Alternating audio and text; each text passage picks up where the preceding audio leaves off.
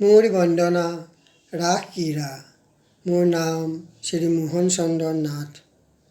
ৰাস ক্ৰীড়া।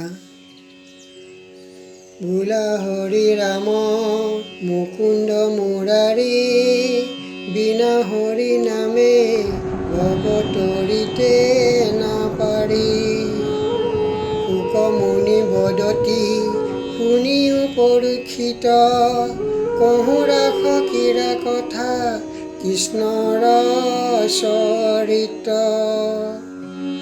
শৰৎ কালৰ ৰাতি আতি বিতোপন, ৰাস ক্ৰীড়া কৰিতে কৃষ্ণ ভৈল মন। ভৈলন্ত উদিত চন্দ্ৰ পূৰ্ব দিশ হন্তে, কামাতুৰ ইষ্টি যেন সন্তাপ মাজন্তে। অখণ্ড মণ্ডল চন্দ্ৰ দেখিলন্ত হৰি, কুকুমে অৰুণ লক্ষ্মী মুখ পদ্ম সৰি। গণকো দেখিলে চন্দ্ৰ ৰশ্মিয়ে ৰঞ্জিত, চচৰ মধু কৰি হৰি গাইলা গীত। শুনি কামে উতাউল ভূঞা গোপীগণে, দিলে কলৰ গীত ধ্বনি নিৰীক্ষণে। কৰ্ণত কুণ্ডল দোলে বেগতে হাঠিতে, চিত্তত ধৰিলা কৃষ্ণে চলে অলক্ষিতে। কতু গোপী যাই গাই দুহনক এৰি, আখাতে থাকিল দুগ্ধ চৰু সৈতে পৰি।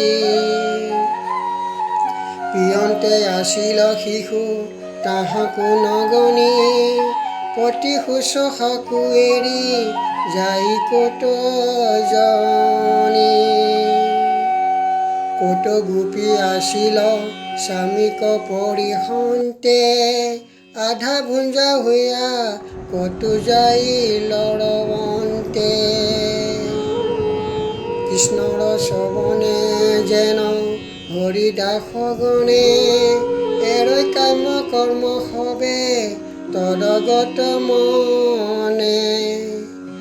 কৃষ্ণে হৰিলন্ত চিত্ত হেৰাইল চেতন, পিণ্ডয় পাৱত নিয়া ৰত্নৰ কংকণ। হাতত নপুৰাৰৈ কঁকালত হাৰ, কৰি বিপৰ্যয় পিন্ধে বস্ত্ৰয় অলংকাৰ। তথাপি কৃষ্ণক পাইল গোপীসকল, ভকতৰ কৰ্ম যেন নভৈল বিফল। নিবাৰয় পতি পুত্ৰ ভাতি আগভন্তে, গোবিন্দে হৰিল চিত্ত তথাপি নোলতে।